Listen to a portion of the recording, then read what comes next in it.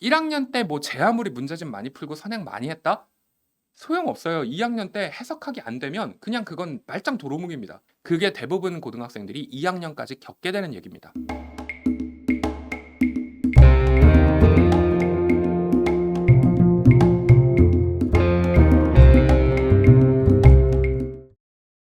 안녕하세요. 수학 강사 윤성준입니다. 자, 오늘은요. 제가 지난번에 이제 중학교 수학을 20분 안에 체계 잡기로 찾아뵌 적이 있습니다. 그래서 오늘은요. 그때도 말씀드렸지만 그 이야기의 볼륨이 너무 커서 오늘은 그 다음 이야기로 이제 두 번째 고등학교 수학의 체계 잡기를 이야기를 좀 드리도록 하겠습니다. 만약에 지금 이 방송 처음 켜서 들어오신 분들이시라면 중학교 체계 이야기부터 좀 보고 오시는 걸 제가 추천을 드리겠습니다. 그래서 여기 링크 띄워 놓도록 하겠습니다. 그런데 이 중학교 수학에서 이제 고등학교 수학으로 넘어오잖아요. 그러면 일단 중학교 때는 전체적으로 그 5가지 수학의 본류에 대해서 이야기를 드렸었는데요. 사실은 고등학교 수학에서도 그게 똑같이 이어질 겁니다. 그런데 이제 전차적으로 어떻게 변해가는지 그 내용을 한번 잘 따라와 주셨으면 합니다. 자, 그러면 바로 시작해 보겠습니다. 고등수학 전체 대단원 1land부터 바로 시작을 해보겠습니다. 자, 고등수학을 쭉 나열하면 이렇게 됩니다. 사실 이거보다 훨씬 많습니다. 왜냐하면 요게 다 대단원들이에요. 그래서 여기 밑에 이제 소단원들이 훨씬 많이 있는데 대단원들만 좀 전체적으로 보겠습니다. 그러면 이렇게 크게 두 가지를 갈라볼 수 있습니다. 이게 왜 이렇게 두 가지냐면요. 왼쪽에 이 녀석들은 전부 다 전체 공통 내용들입니다. 아, 그러니까 이 미적분을 선택을 하든 확통을 선택을 하든 기하를 선택을 하든 이건 무조건 다 배워야 되는 것들이고요. 그리고 요쪽이 이제 그러니까 이거는 선택 과목입니다. 그런데 수능에서는요. 요게 22문제가 나오고요. 이 부분에서. 그리고 이쪽에서 8문제가 나옵니다. 다시 또 더 중요한 것 중에 그럼 수능에 이 4과목이 다 들어가느냐 하면 그게 아니고요. 수능의 직접 출제 범위는 여기입니다. 여기 수학 1, 2만 갖고 22문제가 나온다. 이렇게 보시면 되고 그 수학 1, 2 이야기에 고등수학 상하 이야기가 녹아져 있다. 이렇게 보시면 됩니다. 요 선택 과목은요. 3개 중에 하나를 골라서 요 3개 중에 하나가 8문제가 나온다. 이렇게 생각하시면 돼요. 자, 이 5가지 그러니까 제가 1편에서도 이걸 이야기를 드렸었죠. 이렇게 5가지가 있는데 대수학, 기하학, 해석학, 이산수학, 논리학. 자, 간단하게 다시 한번 말씀드리면 대수학은 연산하는 거고요. 기하학은 도형을 다루는 거, 해석학은 함수를 다루는 거, 이산수학은 요 좀 특이한 녀석이라고 했죠. 떨어진 숫자들을 다루는 거, 논리학이 이제 집합, 명제 이런 것들의 이야기예요. 그런데 사실 이제 고등학교로 넘어와서 이 수학 5가지 흐름이 어떻게 되냐면요. 기본적으로 중학교에서 이 5가지에 최소한의 틀은 좀 잡혔다라는 가정으로 고등학교 수학 체계가 시작하게 되어 있습니다. 중학교에서 저 5가지의 체계를 어느 정도는 잡고 넘어왔다라는 게 이게 무슨 말이냐면요. 일단 가장 기본적으로 중학교에서 나오는 내용들에 대해서 연산은 할 수 있고요. 중학교에서 나왔던 도형들을 그려볼 수 있고요. 그리고 그 도형들의 각도 같은 걸 세는 방법에 대해서 알고 있고요. 그리고 그 다음에 그런 내용들을 이제 섞을 수 있는 준비는 되어 있다. 요 정도를 이야기를 하는 겁니다. 그 중학교 내용이 완벽하게 기억이 나진 않더라도 최소한 어느 정도의 틀은 잡혀 있다라는 상태가 되어 있어야만 고등수학 이야기를 그때부터 제대로 할 수 있다. 이런 얘기랑 같습니다. 그러니까 이제 방금 전에 말씀드린 그 대단원으로 사실 나열해서 보면 겉으로 보이는 게 아무것도 없거든요. 그러니까 이 소단원 위주로 한번 제대로 분석을 해보십시다. 그러면 무언가 좀 전체적인 흐름이 어떻게 생겨먹은 건지 좀 감이 잡히실 겁니다. 다시 보시겠습니다. 그래서 이제 고등수학 상을 자세하게 한번 분류를 해보겠습니다. 자, 이렇게를 쭉 보시면요. 여기 이제 대단원 1단원, 2단원, 3단원 이렇게 갑니다. 자, 그런데요. 아까 전에 말씀드렸지만 이 5가지 본류 중에서요. 논리학이 살짝 빠져 있고요. 요렇게 4가지가 이렇게 쭉 들어옵니다. 그러면 이 4가지에서요. 제일 처음에 다항식들부터 이야기를 좀 드리면요. 이 다항식 연산 나머지 정리 인수분해 이것들은요. 중학교에서 바로 올라오는 학생들을 위해서 대수학의 기초, 중학교에서 연산을 많이 배웠으니까요. 그래서 연산에 똑같이 갑니다. 대수학이에요. 그리고 바로 시작하는 복소수도요. 일종의 대수학입니다. 이건 숫자를 새로 배운 다음에 복소수라는 숫자를 새로 배우고 그거에 대해서 식을 푸는 거죠. 문제는 이건데요. 여기 이제 2차 함수가 생각합니다. 이 2차 함수라는 녀석이 나오면요. 이 함수라는 녀석을 그래프를 그릴 수 있어야 됩니다. 그래서 얘는 당연히 방정식을 계산할 수 있어야 되니까 대수학, 연산 과목이자 그런데 함수를 그려야 되니까 그게 기하학적인 도형적인 해석에도 들어가고요. 동시에 이게 함수다 보니까 다시 해석학적으로 관념이 넘어가기도 합니다. 부등식과 방정식은 여전히 그냥 대수학의 연산에 가깝죠. 자, 문제는 이 마지막에 그러니까 고등수학 상 마지막 단원 이 평면, 직선, 원, 도형 애초에 도형 이름에서 다 보이죠? 이 전부 도형입니다. 당연히 기하학이 되겠어요. 그런데 이게 나중에 해석학으로도 연결이 될 거고요. 동시에 방정식이라고도 써져 있는 거 보이시죠? 방정식이기 때문에 일종의 이것도 대수학입니다. 따라서 고등수학 상은 전체적으로 보시기에 대수학에 가깝죠. 전부 파란색으로 제가 일부러 색깔 다 다르게 배열을 해놨는데요. 전부 파란색에 몰려 있는 걸 보실 수 있습니다. 자, 그러면 이제 고등수학 하로 넘어가 보겠습니다. 자, 고등수학 하를 분류를 한번 해볼게요. 그러면 고등수학 하는요, 크게 이렇게 되어 있습니다. 소단원들이요. 그런데 아까 전에 말씀드린 이 네 개 중에서요, 네 개 중에서 한 개가 빠지고 그게 논리학이라고 말씀을 드렸잖아요. 그런데 그 논리학 중에서도요, 집합론이라는 게 있습니다. 이게 정말 수학과나 이제 수교과나 아니면 이제 물리학과나 뭐 이런 수학을 많이 전공하시는 분들한테는 이제 끔찍한 이야기 중에 하나인 집합론이라는 게 있는데 이거 이야기를 안 하면 이 집합과 명제를 이야기를 할 수가 없어요. 그래서 요거 이야기가 반드시 들어가 있습니다. 그런데 일단 고등학교에서는 집합론을 이야기를 할 때 이 원래 집합론이라는 게 집합도 명제도 함수도 이야기를 하는 거거든요. 그러다 보니까 사실은 이거를 집합론으로 이야기도 하지만 동시에 이걸 갖고 계산하는 대수학에 연결시켜 놓는 게 집합과 명제 이야기입니다. 그 다음에 이제 함수도 마찬가지입니다. 함수도 대수학으로 함수를 계산하는 이야기이긴도 하지만 동시에 얘가 집합론에서 함수를 정의하는 이야기가 돼요. 그래서 사실 요 세 가지가 굉장히 관념적인 이야기입니다. 이게 너무 관념적인 이야기고 연산으로는 잘 안 넘어가요. 그러다 보니까 학생들이 여기서 굉장히 당황을 많이 합니다. 이게 도대체 뭐야? 이게 수학이야? 이런 상태가 되죠.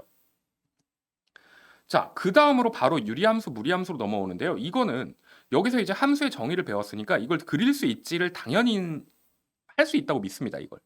그러니까 바로 얘가 해석학으로 넘어갑니다.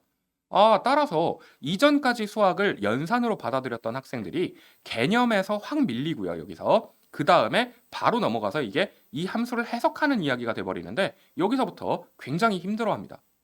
자, 그 다음으로 경우의 수와 순열 조합이 있는데요. 요거는 바로 이산수학으로 넘어가고요. 이산수학에서도 크게 두 분류가 있는데 그 중에서 이건 확률과 통계 쪽입니다. 자, 그러면 여기까지는 고등수학 하였습니다. 자, 일단 1학년 내용을 좀 분리를 해봤습니다. 이게 어떻게 보이셨을까요? 중학교 때는요, 이게 딱 연산이면 연산, 그러니까 대수면 대수, 뭐 기하면 기하, 이런 식으로 딱딱 갈려져 있는 게 확실히 눈에 보이셨을 겁니다. 그런데요, 이게 고등수학 상하로만 딱 넘어와도요, 약간 이상해요. 이게 여기도 걸쳐져 있고 저기도 걸쳐져 있고 그런 느낌이 듭니다. 그게 맞습니다. 왜냐하면 아까도 말씀드렸지만 중학교에서 최소한 저 5가지의 수학의 기본 분류에 대해서는 어느 정도 다 틀을 잡고 넘어왔다라고 생각을 하고 고등학교 교육 체계가 만들어져 있기 때문이거든요. 따라서 고등학교에서 딱 들어오게 되면 이걸 적절히 섞는 겁니다. 제가 지금 저기다가 화살표를 그려서 보여드렸지만 그 화살표가 사실은 그 5가지가 전부 녹아져 있는 거고요. 메인이 그냥 이산수학이든지 아니면 뭐 기하학이든지 메인이 그렇게 간다라는 거지 중간에 대수학, 해석학 이런 게 안 섞여 있는 단어는 한 단어도 없습니다. 무조건 다 섞여 있는 거예요. 다 섞여 있고 그 중에서 메인이 뭐가 된다. 이제 이렇게가 되는 거죠. 그런데 고등학교 올라와서 수학 성적이 상당히 많이 떨어지기 시작하는 시점이 대체로 고등학교 1학년 2학기거든요. 왜 그렇게 되는지도 보이셨을까요? 지금 보셨잖아요. 맨 처음에 집합, 명제, 함수의 관념이 잘 안 받아들여진다고요. 1학년 2학기 때 그거부터 딱 시작하는데 이게 너무 관념적이고 추상적인 얘기거든요. 그 전까지는 수학이라는 게 그냥 단순히 연산하고 식을 쓰고 식을 풀고 답을 구하고 이런 거였어요. 그런데 사실은 저 집합, 명제, 함수의 정의들은요. 집합론이고요. 집합론은 논리학의 일종입니다. 그러니까 이 논리학이라는 걸 배우니까 이게 전혀 수학처럼 안 느껴져요. 학생들 매우 싫어합니다. 그래서 그때부터 놓는 거고 그런데 문제는 그 뒤가 다 함수였거든요. 그래서 1학년 2학기 때 어씨 이거 이상한데? 하는 상태로 이제 2학년에 올라가게 됩니다. 그러면 이제 2학년은 어떻게 될까요? 2학년 한번 보시겠습니다. 자, 이제 2학년으로 넘어갑니다. 2학년에서 제일 처음에 수학 1을 배워요. 자, 수학 1은요, 이렇게 분류가 되어 있습니다. 그러면 딱 보자마자 뭐가 보이시냐면, 말들의 함수가 계속 나옵니다. 그렇죠? 뭐 이상해요. 자, 이걸 분류를 해보겠습니다. 그러면 제일 처음에 지수와 로그라는 걸 배우는데요. 얘네는 철저히 계산 능력을 따집니다. 새로운 숫자를 배운 거니까요. 그걸 연산할 수 있는지를 보는 건데요. 문제는 그 다음이에요. 바로 그걸 갖고 함수로 갑니다. 그러면 이 함수가 어떻게 생겨먹은 그래프인지, 그래서 사실은 얘가 기하학이랑도 연결이 됩니다. 그래서 그래프가 안 그려지면 이 단원을 따라갈 수가 없거든요. 그런데 그래프가 그려지면서 동시에 당연히 이 앞 단원에서 계산을 배웠으니까 연산도 돼야 되고요. 그걸 갖고 해석하는 능력도 있어야 된다. 그게 이 단원의 목표입니다. 그러고 나니까 그 바로 다음에 삼각함수가 보이네요. 삼각함수는요, 그러니까 계산 능력, 삼각함수라는 걸 처음 배운 다음에 그걸 막바로 계산하는 능력부터 길러놓고 동시에 이제 해석학으로 바로 넘어갑니다. 그런데 그 다음에 사인 법칙, 코사인 법칙이 보이는데요. 이게 뭐냐면요. 중학교 2학년, 3학년 동안 배웠던 도형들 있죠? 그 도형을 전부 끌고 옵니다. 전부 끌고 와서 다 기하학으로 넘겨요. 따라서 여기서는 이 앞에서 배웠던 모든 숫자를 대수적으로 연산할 수 있어야 되면서 동시에 그걸 다 그림으로도 그릴 수 있어야 돼요. 아, 자, 여기까지가 일단 대부분의 학교의 수학 1 중간고사 범위인데요. 여기까지 끝난 경우도 있습니다. 그런데 이미 굉장히 힘들어합니다. 여기까지 오시면요. 대부분의 학생들은 이미 앞에 수학 하에서부터 여기를 거치면서 대부분 수학을 포기하게 돼요.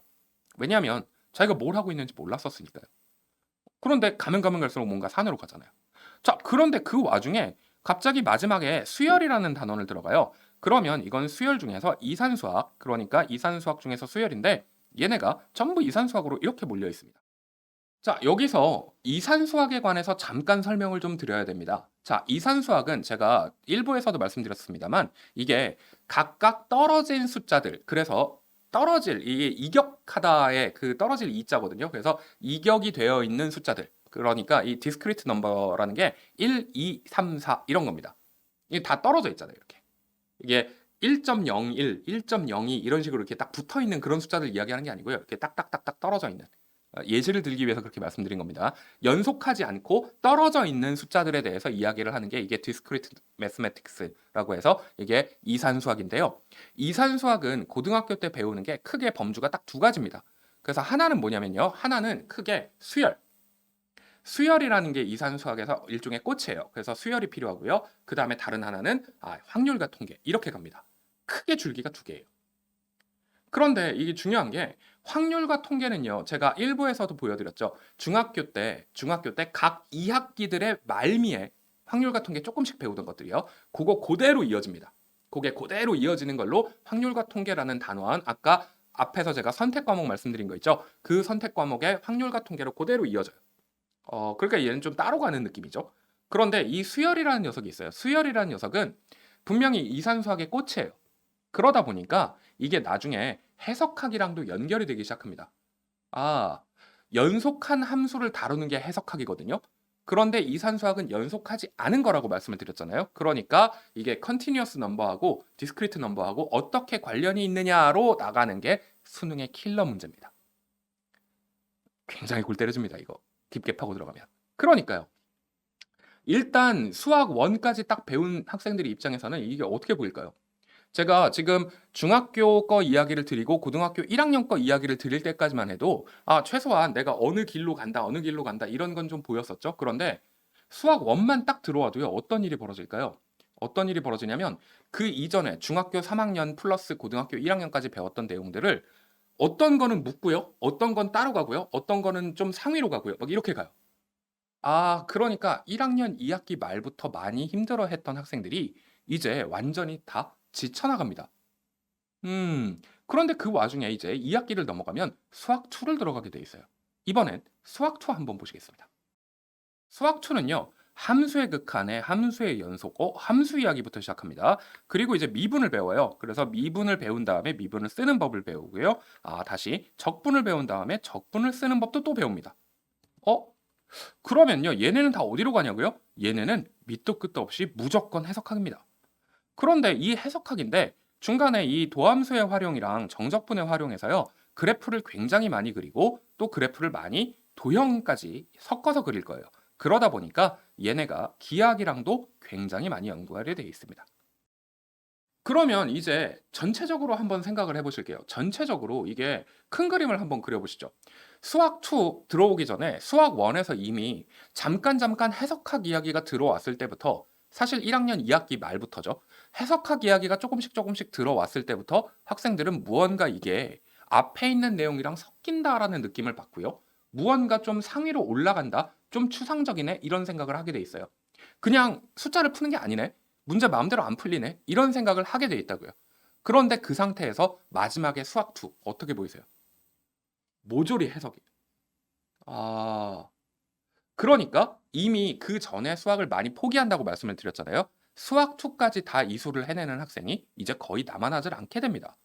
이게 사실 잘 안 와닿으실 거라서요. 그럼 여태까지 했던 이야기를 한꺼번에 놓고 한번 큰 그림을 좀 그려 보시겠습니다. 다시 보시죠. 전체적으로 큰 그림을 한번 보실게요. 큰 그림을 보기 위해서 여태까지 했던 이야기를 쭉 다 나열을 한번 해 보겠습니다. 자, 여태까지 1 학년, 2 학년의 공통 과목인데요. 여기서 이게 제가 색깔을 일부러 분류해 놓은 이유가 있습니다. 전체적으로 색만 한번 보실게요. 뭐가 보이실까요? 이 내용들을 보지 마시고 이 색깔들만 한번 보세요. 파란색이 여기선 제일 많았죠. 1 학년 1 학기 때 파란색이 제일 많았어요. 그랬다가 파란색이 좀 줄고요. 중간에 뭐 분홍색도 좀 있고 초록색도 좀 있고 하다가 2 학기 올라가면서부터 슬슬 해석학이 늘죠. 해석학이 늘었다가 2 학년 2 학기가 됐을 때는 완전히 해석학 쪽으로 넘어가 버리는 걸 보실 수 있습니다. 아하. 그러니까요. 이 전체적인 줄기가 어떻게 생겨먹냐. 큰 줄기를 잡으시면 이렇게 됩니다. 자, 1 학년 때까지는 그래도 대수학, 연산입니다. 계산이에요. 계산을 하다가 2 학년 1 학기 때 이산 수학 중에서 수열, 이산 수학 중에서 확률과 통계는 선택 과목으로 빠지기 때문에 이산 수학 중에서 수열만, 그리고 기하학은 전 과정에 다 들어가 있습니다. 도형이니까요. 그래서 이 세 개를 다 합쳐서요. 해석학을 하게 되어 있는 겁니다. 아, 제가 여기 지금 그려놓은 이 네모칸의 이 사이즈가 공부할 양이라고 보시면 돼요. 그러니까 이 사이즈가 이렇게가 생겨먹는 건데 전부 합쳐서 하나로 이어지게 되어 있는 게 이게 큰 줄기입니다. 따라서 제가 중학교 수학을 말씀드릴 때 대수학에서 나중에 해석학으로 넘어가게 된다라고 말씀을 드렸잖아요. 아, 사실상 이 대수학은 중학교 3학년 전 과정과 고등학교 1학년 1학기 때까지의 전 과정을 다 합치는 거다라고 보시면 돼요. 그렇게를 다 합친 다음에 나머지에서 배웠던 기하학하고 이산수학 같은 걸 합쳐서 다시 2학년 2학기 때 해석학으로 꽃피우라, 이렇게 만들어져 있는 게 현행 교육 체계입니다. 자, 어떻게 보이셨을까요? 제가 정말 단시간 안에 딱 중학교 내용하고 고등학교 1학년, 고등학교 2학년 내용까지를 쭈루룩 있는 체계를 한번 보여드렸습니다. 아, 그러니까 이게 전체적으로 좀 틀이 잡히셨어야 됩니다. 어떻게 잡히셨어요? 중학교 때는요, 최대한 기하학 따로 배우고 연산 따로 배우고 뭐 이산수학 따로 배우고 이렇게 좀 다 따로 그래서 그거를 나중에 섞을 테니까 그때 좀 따로따로 다 이렇게 배워놨습니다. 중학교 때는 실제로 그렇게 따로따로 공부를 해도 성적이 나옵니다. 그런데 그렇게 했다가 고등학교 1학년에 딱 들어오는 순간부터 이제 그거를 한 단계 더 위로 올라가려고 하는 거죠. 그러면 저렇게 큰 줄기를 제가 보여드렸을 때 이제 무슨 생각이 드세요? 이 방송을 보시는 학부모님들이나 아니면 학생분들 전부 이제 그런 생각을 하셔야 됩니다.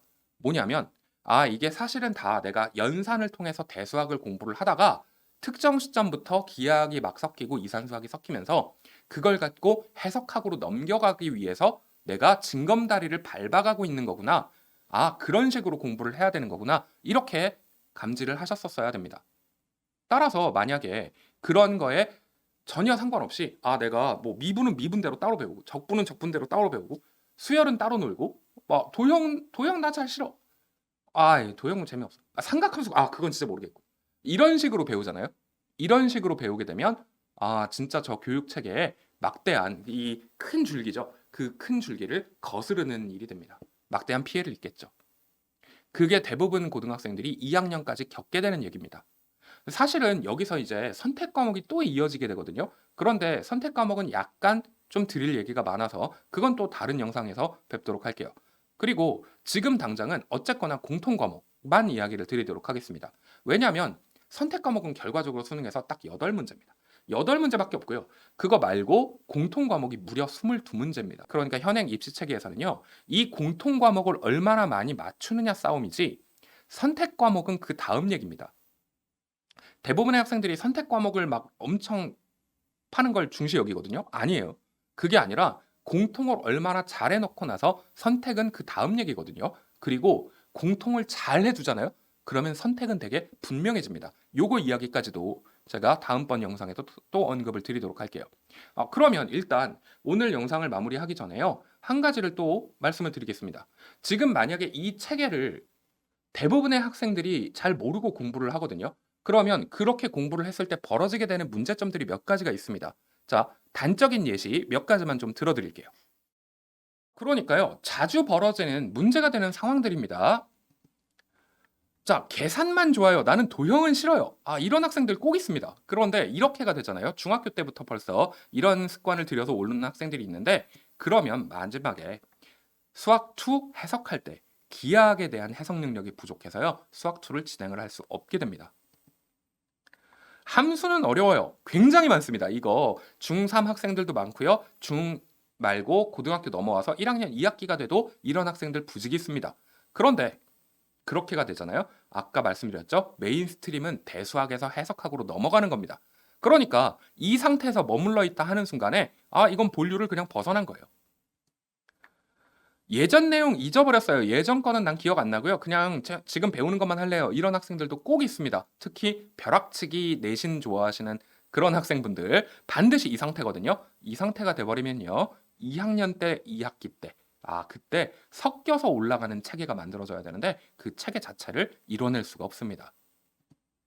자, 마지막으로요. 연산 위주의 선행 빨리 뺐어요. 선행을 빼는 것 자체를 갖고 제가 뭐라고 말씀을 드리는 거 절대 아닙니다. 선행 빼도 됩니다. 그런데 이렇게 연산 위주로 선행 빨리 빼는 거, 보통 선행을 빨리 뺀다고 하죠. 그러면 절대 기하학, 논리학, 해석학과 섞을 수가 없습니다. 그것들은 전부 대수학 위주로 연산만 배우는 것들이거든요.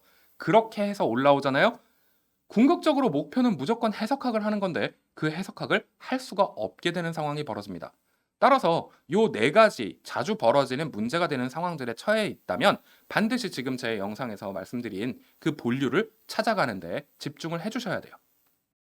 전체적으로 한번 언급을 해드렸습니다. 고등학교 전체 공통 과목이죠. 선택 과목은 빼고요. 공통 과목만 이야기를 드렸을 때도 이게 중학교에서부터 쭉 배워서 올라가는 게 이렇게 전에도 말씀드렸죠. 나선형으로 이렇게 올라가게 돼 있다고요. 왜 나선형이라고 말씀을 드리는 건지 그리고 왜 섞여 있다라고 말씀을 드리는 건지 전체적으로 좀 이해가 되셨으면 합니다. 그래서 이렇게 말씀드릴게요. 선행을 빼시든 뭐 아니면 문제집을 많이 풀든 다 좋습니다. 다 좋은데 궁극적으로 목표는요. 2학년 2학기 때 수투가 완성이 되게 만들기. 이게 목표입니다. 1학년 때 뭐 제 아무리 문제집 많이 풀고 선행 많이 했다? 소용없어요. 2학년 때 해석하기 안 되면 그냥 그건 말짱 도루묵입니다. 그런 식으로 공부를 할 게 아니고요. 내가 가야 되는 길은 어쨌거나 수투가 목표구나. 어쨌거나 해석학을 위해서 그동안 모든 걸 다 배워왔구나. 그게 하나로 몰리는 거구나. 이렇게를 생각을 해주셔야 돼요. 그러니까 애초에 공부를 계획을 하시고 어떻게 공부를 해야겠다. 이제 인지를 하실 때부터 큰 그림을 머릿속에 그리세요. 1학년 때는 숫자에 많이 연결되면서 동시에 1학년 2학기와 2학년 1학기 사이에서 계산, 이산수학, 도형 이런 걸 굉장히 많이 배우게 되어 있고 사실은 그걸 다른 걸 배운 게 아니라 앞에서 했었던 대수학과 엮어서 2학년 2학기 때 해석학을 하기 위한 목표였다. 이렇게를 큰 그림을 잡고 그거에 맞춰서 공부를 하시면요. 2학년 2학기 때까지의 공부가 그렇게 어렵지 않을 거고요. 그리고 지금 수능이 왜 이렇게 나오는지까지 다 이해가 되실 겁니다. 제가 오늘 영상에서는요. 최대한 짧게 이야기를 드리기 위해서 이 공통까지만 한정을 해서 말씀을 드렸는데요. 사실은 여기까지를 보시고 나면요. 세 과목 중에서 뭘 선택해야 될지도 굉장히 금방 보이실 겁니다. 그리고 왜들 그렇게 미적분을 부르짖고 있는지도 또 보이셨을 거예요.